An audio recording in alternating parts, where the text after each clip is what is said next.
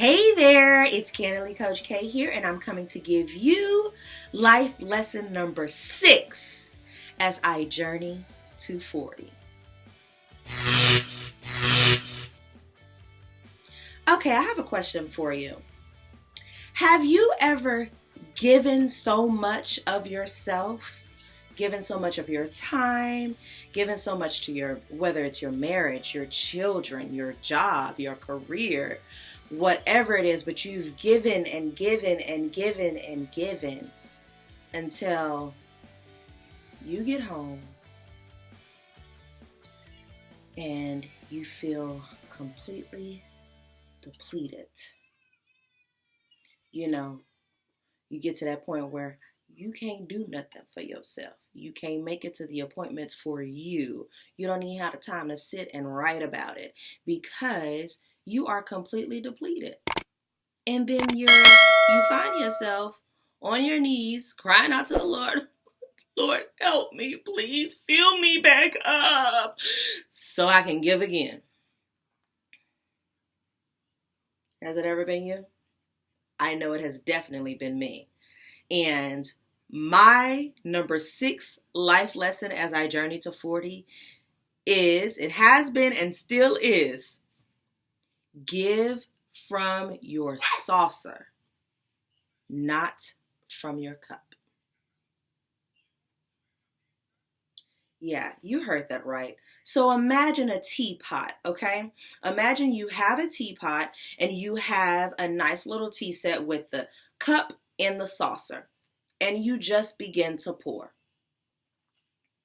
And you pour, and you pour, and you pour until what's coming out of the teapot overflows from the cup onto the saucer.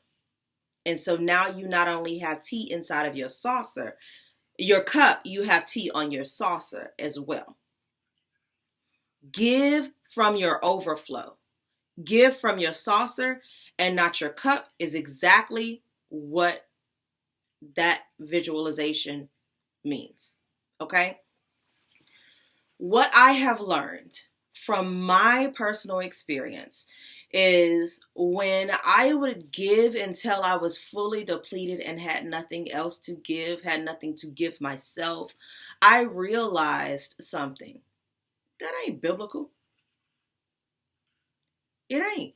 That's what I realized. Let me tell you why. The second greatest commandment is to love thy neighbor as you love yourself. So for those people like me who love to love on other people, who love to give to others, who love to share all of their time and their resources and things like that with other people because you want to love on your neighbor. The question is, do you love yourself that way? Because the scripture states to love thy neighbor as you love yourself. So you can't truly be actually living what God has intended us to do if you're loving everyone else, but you don't love yourself that way. Woo, that was a word right there for somebody. I'm telling y'all, I have lived this for so long, and it took me going through therapy. I told y'all therapy is sexy. Took me going through therapy and actually doing the healing heart work that was needed for me to realize that that was not biblical what I was doing.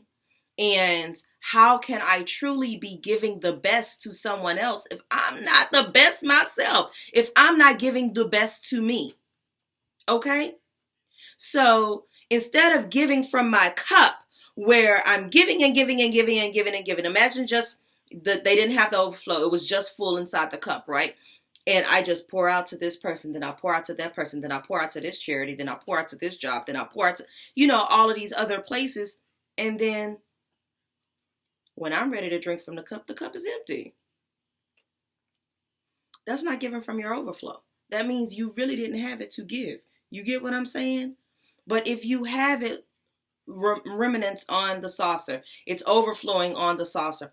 Then you are able to give that, and you're actually giving your true best self. You're actually doing what it is that God intends you to do, because you cannot help anyone else if you ain't helping yourself first. I'm just saying. That's what I had to learn. And the reason why I had to learn it was because what I thought I was doing was actually something great, when in actuality it wasn't. And I found myself depleted on multiple occasions because I kept giving from my cup. And then I'm mad when somebody ain't giving to me that way. Well, if I'm mad about it, I wasn't really giving because God told me to. I was giving because of me, and that's an ego issue.